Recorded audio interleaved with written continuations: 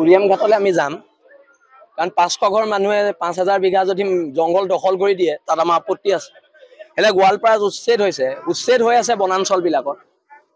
এতিয়া যেতিয়া উচ্ছেদ হৈছে উচ্ছেদতে অসম পুলিচক মাৰিছে তাত বাংলাদেশী মূলৰ মানুহে।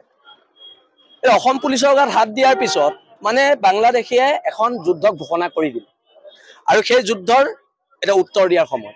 আৰু তেওঁলোকে যেহেতু প্ৰথম যুদ্ধ কিন্তু ঘোষণা কৰিছে বাংলাদেশী, অসম পুলিচৰ গাত হাত দি অসম পুলিচৰ মূৰ ফালি দি যুদ্ধ ঘোষণা কৰিছে আৰু এই যুদ্ধ আমি গ্ৰহণ কৰিছো আৰু অসমৰ সমূহ খিলঞ্জীয়া মানুহক একত্ৰিত হ'বলৈ আহ্বান জনাইছো। কেৱল ফেচবুকত সীমাবদ্ধ নহয়, ৰাজপথত ওলাব লাগিব আৰু ৰাজপথত প্ৰয়োজনত হাতত হেংদাং লৈ ওলাব লাগিব।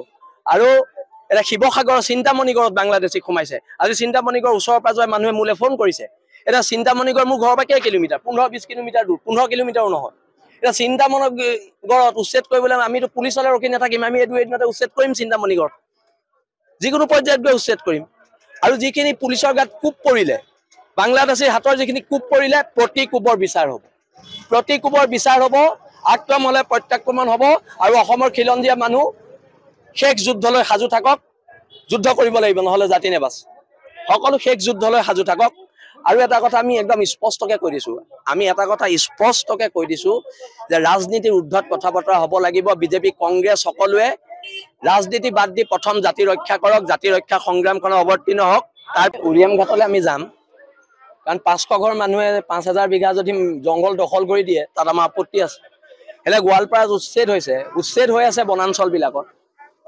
এতিয়া যেতিয়া উচ্ছেদ হৈছে উচ্ছেদতে অসম পুলিচক মাৰিছে তাত বাংলাদেশী মূলৰ মানুহে।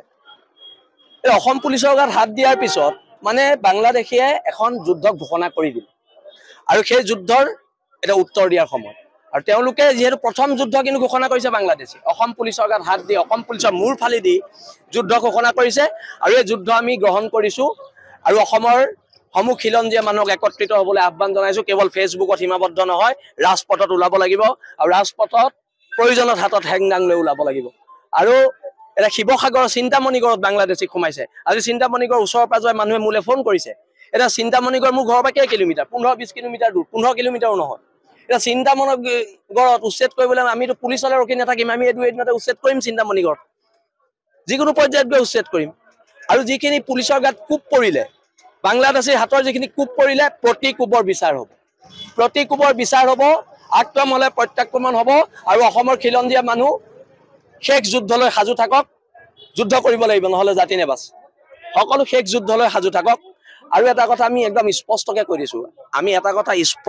কৈ দিছোঁ, যে ৰাজনীতিৰ ঊৰ্ধ্বত কথা বতৰা হ'ব লাগিব। বিজেপি কংগ্ৰেছ সকলোৱে ৰাজনীতি বাদ দি প্ৰথম জাতি ৰক্ষা কৰক, জাতি ৰক্ষা সংগ্ৰামখনত অৱতীৰ্ণ হওক। তাৰ পিছত এইখন সংগ্ৰাম হ'ব।